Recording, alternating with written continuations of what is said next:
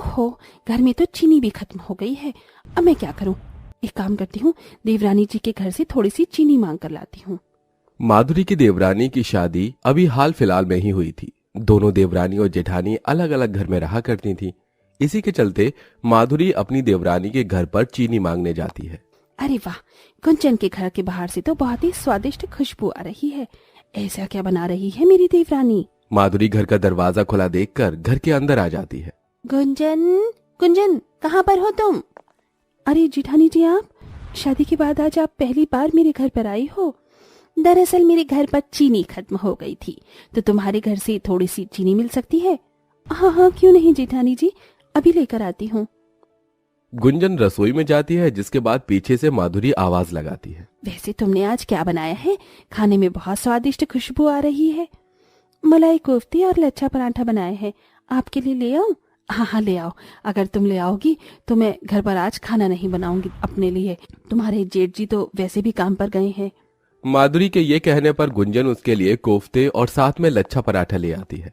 माधुरी कोफ्ते और लच्छा पराठा देखकर बहुत खुश होती है और खाना शुरू कर देती है, जिसके बाद वो और मांगती है। अगर बुरा ना मानो तो एक लच्छा पराठा और कोफ्ते की सब्जी और मिलेगी क्या? हाँ हाँ, क्यों नहीं, जरूर मिलेगी। गुंजन ऐसा कहकर और कोफ्ते की सब्जी और साथ में लच्छा पराठा ले आती है। माधुरी तीसरी बार भी मांगती है और चौथी बार भी, जिसके बाद अब किचन में थोड़ा सा ही खाना बचा होता है। लगता है माधुरी दीदी को अब कुछ ज्यादा ही भूख लग रही थी। इतना सारा बनाया हुआ खाना वो सब खा गई।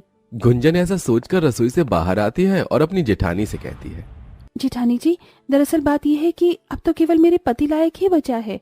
हाँ, कोई बात नहीं, मैं तो बस जा ही रही थी। अच्छा, ये चीनी ले लेती हूँ। इस तरह माधुरी चीनी उठाकर चली जाती है। शाम को जब विनय घर लौटता है तो उसे बहुत तेज भूख लगी होती है।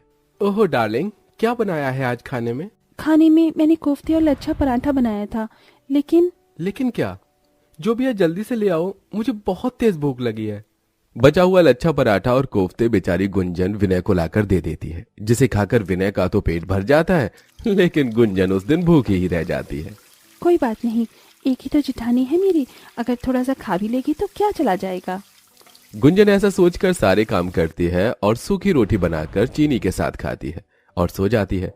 अगले दिन जब सवेरा होता है तो वो नाश्ते के लिए ब्रेड पकौड़ी बनाना शुरू करती है। मेरे हाथ के ब्रेड पकोड़े विनय जी को पसंद आएंगे। गुंजन के ब्रेड पकौड़े की खुशबू वहां उसकी जेठानी के घर तक पहुंच जाती है। हो ना हो, ये तो ब्रेड पकोड़े की ही खुशबू लगती है।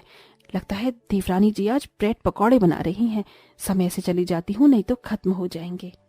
माधुरी बिना सोचे समझे गुंजन के घर आ जाती है। अरे भाभी, इतनी सुबह सुबह